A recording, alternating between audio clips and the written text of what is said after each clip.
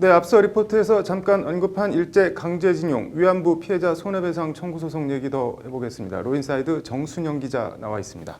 정 기자, 오늘 검찰이 관련 재판 거래 의혹 관련해서 외교부를 전격 압수수색했죠? 네, 맞습니다. 사법행정권 남용 의혹을 수사하고 있는 서울중앙지검 특수일부가 오늘 오전에 서울 종로구 도련동에 있는 외교부 청사를 전격 압수수색을 단행을 했습니다. 네.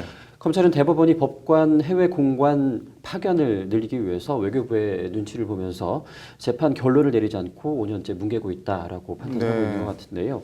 이에 따라서 검찰은 국제법률국과 동북아국 또 기조실 등 관련 외교부 핵심 부서를 압수수색을 해서 관련 자료들을 확보해서 갔습니다. 아세안 지역 안보 포럼 외교장관 회의에 참석하기 위해서 강경화 장관 등 주요 간부들이 대거 싱가포르로 출장을 가 있는 상황인데요. 이런 상황에서 압수수색이 단행된 것에 대해서 외교부는 현재 말 그대로 멘붕에 빠져 있는 분위기입니다. 일제 강제동원 피해자 재판 거래 의혹, 이게 뭐 어떤 내용인가요? 네, 강제동원 피해자들이 미쓰비시 중공업 등 전범 기업들을 상대로 낸 손해배상 청구 소송에서 대법원은 2012년에 한 차례 승소 판결을 내리고도 이듬해 다시 접수된 제3고심의 결론을 아직까지 내리지 않고 있는 상황인데요. 검찰은 이와 관련해서 외교부의 민원 내지 요청이 들어왔다는 언급이 담긴 법원 행정처 문건을 확인한 것으로 전해졌습니다. 네, 문건 내용이 뭐 구체적으로 알려진 게 있나요? 네, 문건에는 판사들의 해외 공관 파견이나 고위 법관 외국 방문 시의 의전을 고려해서 외교부에 절차적인 만족감을 주자라는 그런 내용들이 포함이 되어 있는 것으로 알려졌습니다.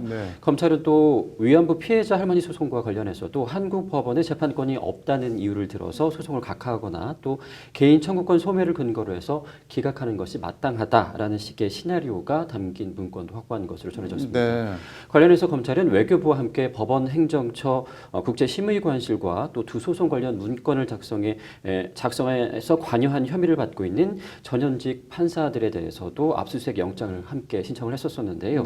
법원은 어제 저녁에 외교부 압수수색 영장만 내주고 법원 관련 영장은 전부 기각한 채 내주지 않았었습니다. 아니, 이게 서로 당사자가 있는 사건인데 외교부 건 내주고 법원 압수수색 영장은 다 기각을 했다는 말인가요? 네, 그렇습니다.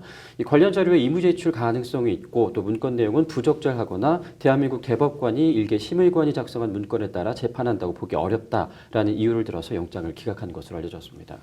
이미 제출 가능성이 있다. 이런 가능성은 뭐 어떤 기관이나 어떤 대상도 다 있는 거 아닌가요? 이게 기각 사유가 되는 건가요? 어떤 건가요? 네, 검찰은 앞서도 법관 사찰 및 징계 무마, 건설업자 뇌물 사건, 재판 개입 의혹 등과 관련해서도 법원행정처 윤리감사관실, 인사심의관실 등의 압수수색 영장을 청구했지만 법원은 모두 줄줄이 기각을 한 적이 있었는데요.